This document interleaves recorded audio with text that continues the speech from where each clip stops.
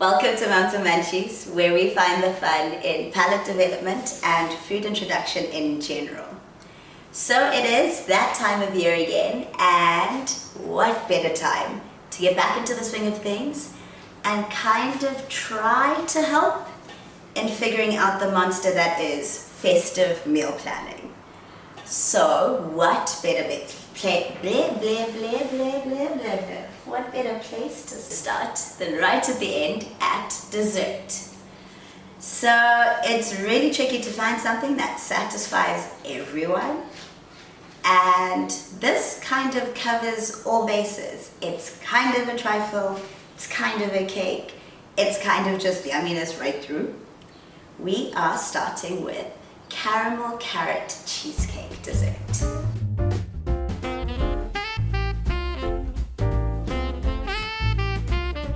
We're going to be making caramel carrot cheesecake dessert, and for that you need quite a few ingredients for the different parts.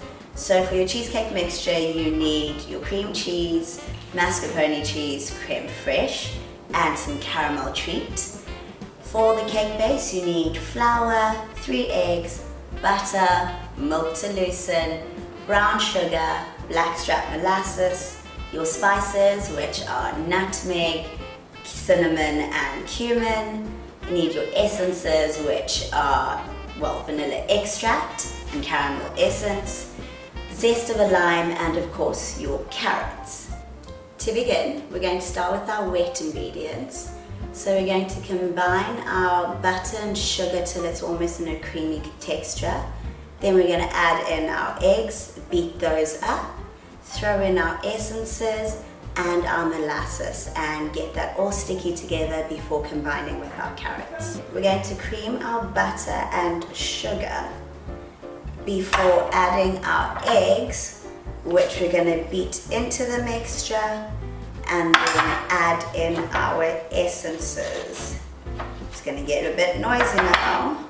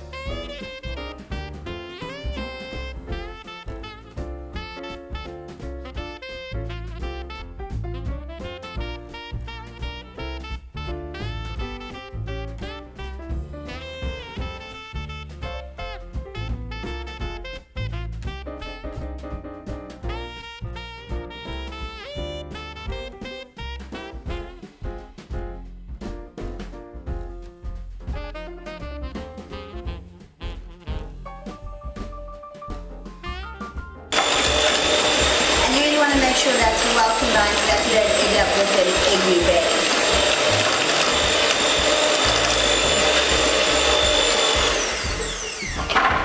So that once that's come together nicely, you are then ready to add in your essences and your spoon of molasses.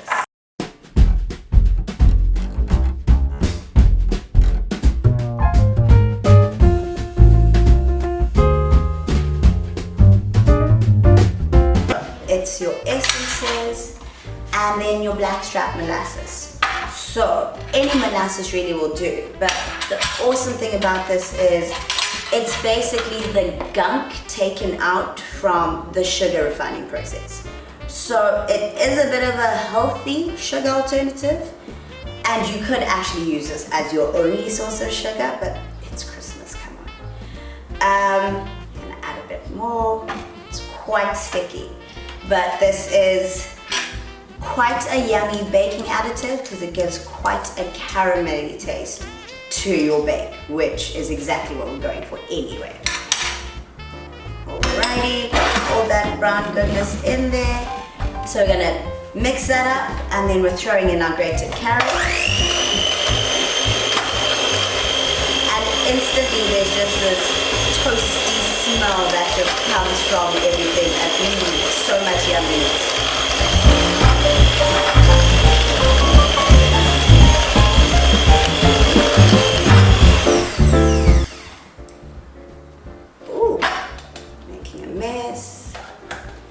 Lastly, we're going to combine about 8 large carrots.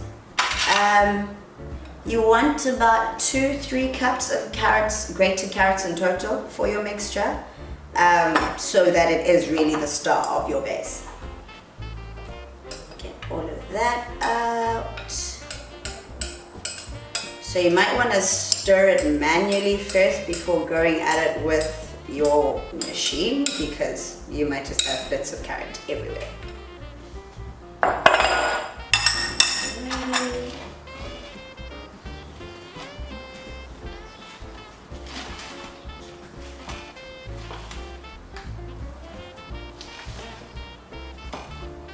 And this basically is the bulk of the flavor for the base coming all together.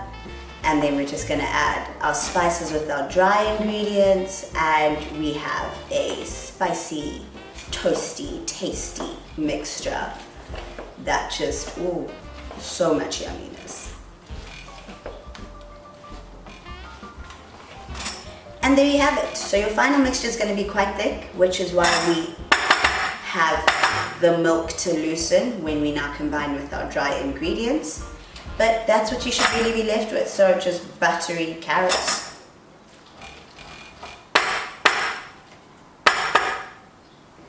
While that gels together, prepare your dry ingredients, which is really easy. You're going to combine your 1/4 teaspoons of spices with your sifted flour, which is really quick.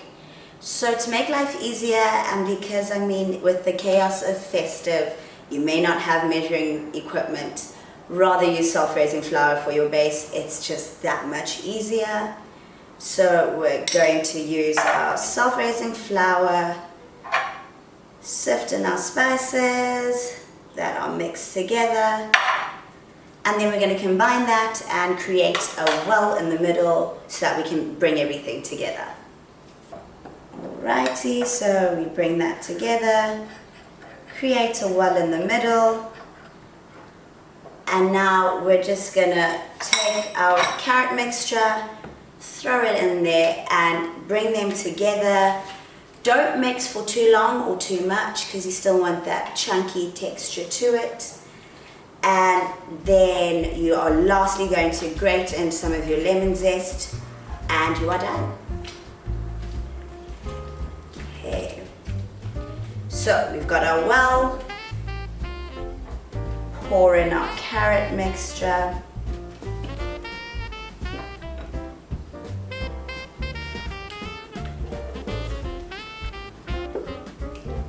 all of that.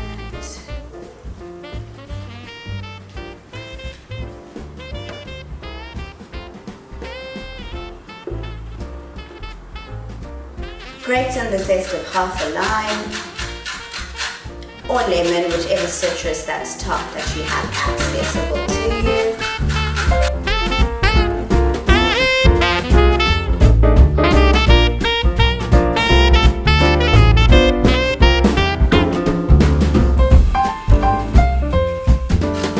And that's just going to add to that chewy texture of the entire base.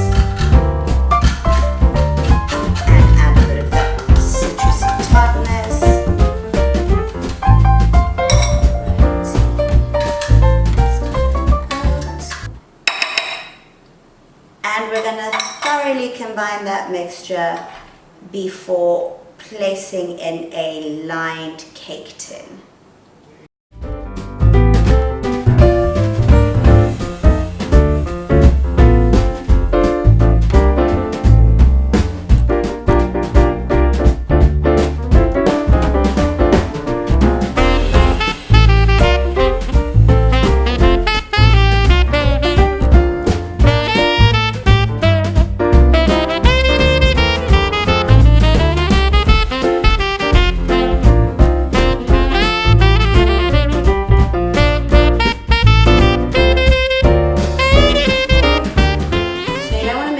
You just want to make sure that all the ingredients are well combined and that you don't have any dry flour left anywhere. And once you're sure of that, you are ready to place it in your lined cake tin.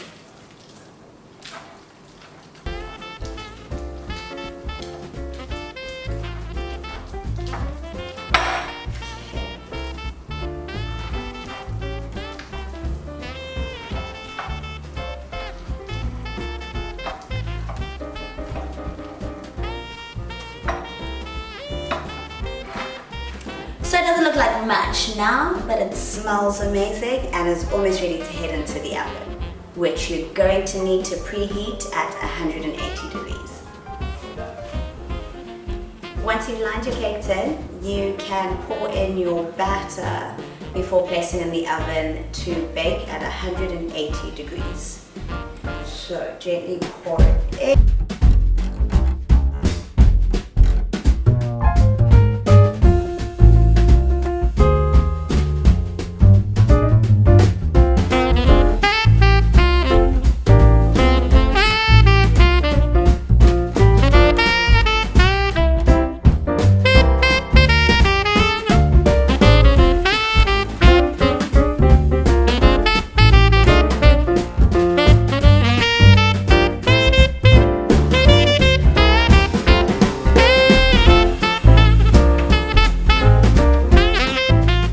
Once your cake base has completely cooled, you can then remove it from its paper lining and place back in your cake tin to set aside.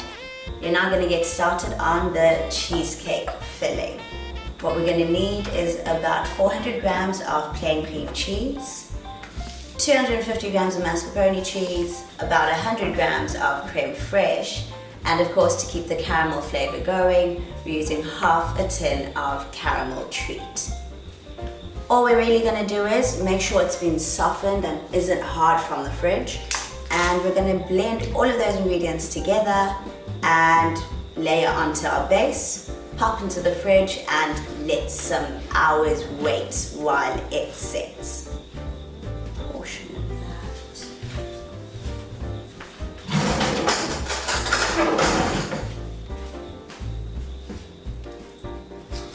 And half a tub of this sweet goodness.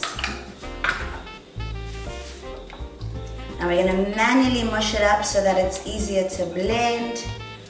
Make sure everything is softened to avoid strange lumps forming, because those will only get harder as it sets in the fridge. Alrighty, starting to come together.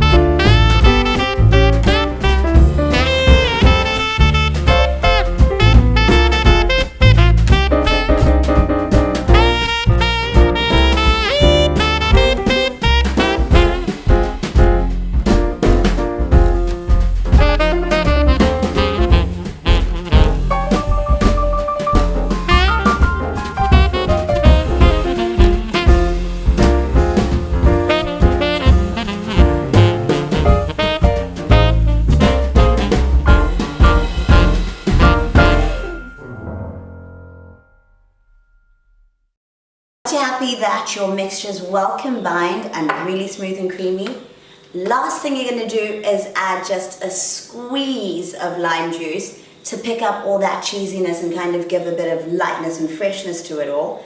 And then we are layering onto our base.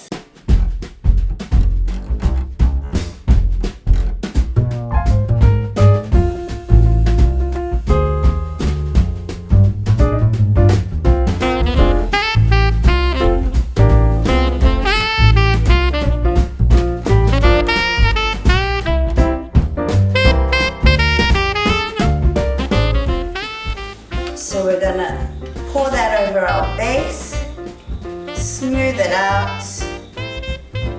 Look at that yumminess.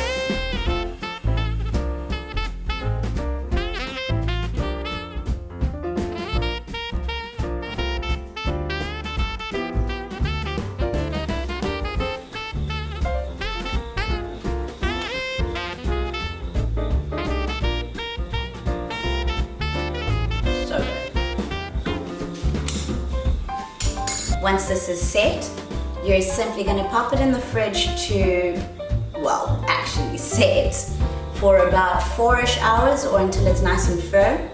And then you can remove from your cake tin very gently and plate up and serve.